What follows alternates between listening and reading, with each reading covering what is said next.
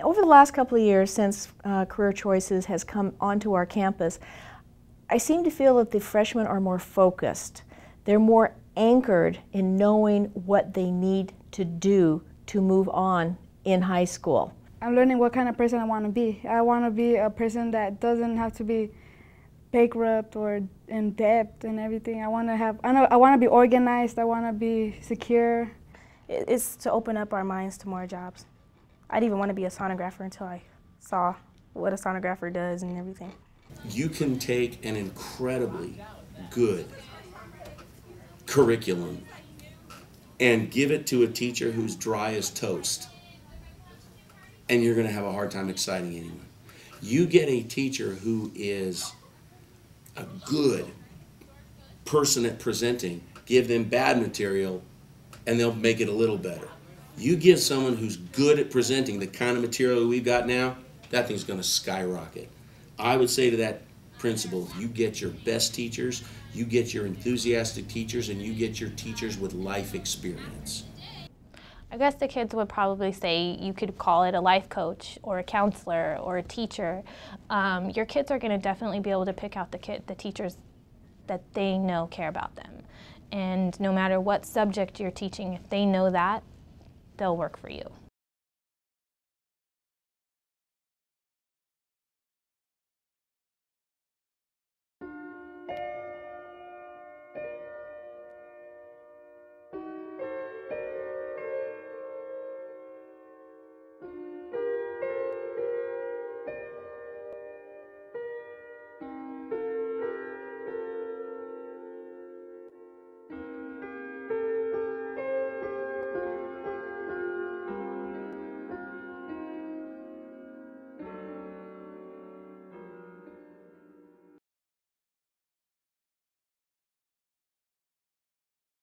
Congressman Greenwood's career has been marked by the thrust to do public service, to do the public's good. I spent the day here, and I have to tell you, I'm mightily impressed by this institution, by its faculty, and I've spent a fair amount of time with the students today, and you're an impressive lot, and it makes me quite optimistic about the future of biotechnology. I think it's important when you listen to the political debate from the presidential candidates and the congressional candidates to look at this question of 47 million uninsured and break it down a little bit. It's not always politically correct to do this, but I've never been politically correct. Can we reduce reimbursement for hospitals and doctors to such a point that health care now becomes affordable to all, and therefore we solve the access problem? I think not, and I'll tell you why I say that. Right? It is no longer the case that the industry is booming and there are lots and lots of jobs and people are just being sucked in by some kind of wonderful magnetic attraction. You have to really look at what are the industries. I'm going to give you more specifics about healthy companies versus not as healthy companies in a minute. But you really need to know that you need to target the companies that you're looking for, and you have to be selective.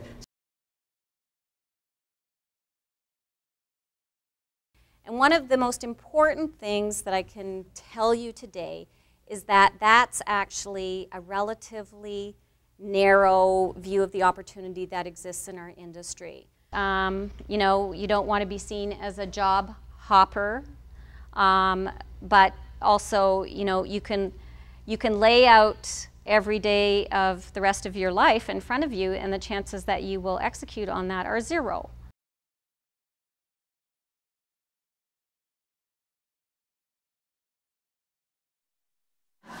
My pleasure to welcome you to the Ellen Browning Scripps Society Award Dinner.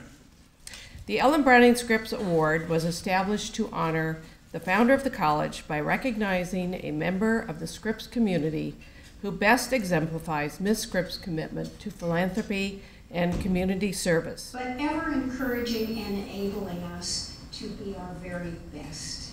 All the wonderful things that you have done for us. Thank you so much, Gabrielle.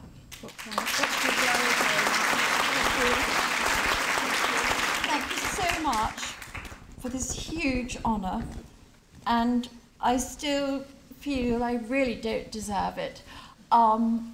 Deeply touched. And you seem like a very nice group of people. So I would like to make a deal with you. I will keep my remarks very brief. For anyone that feels they're missing out, I have, I'm not joking, a folder full of great commencement speeches